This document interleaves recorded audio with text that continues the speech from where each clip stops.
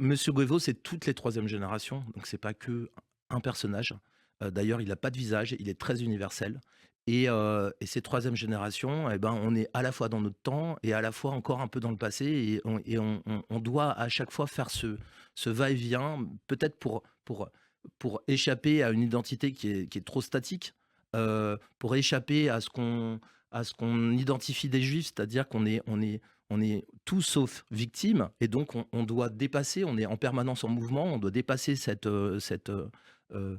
état de victime dans lequel on peut se sentir. Guérir de la Shoah, c'est une nécessité que, se réinscrire dans une identité forte et pouvoir affronter l'avenir.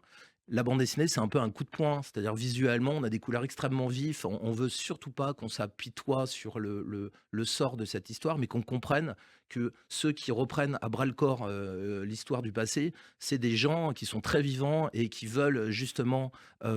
en faire quelque chose, enfin se réinscrire, se réapproprier cette histoire pour pouvoir avancer dans la vie et donc c'est une BD qui milite pour, justement,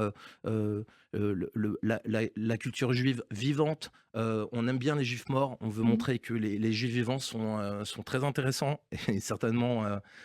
aussi, très présents dans notre quotidien et on veut exister, quoi.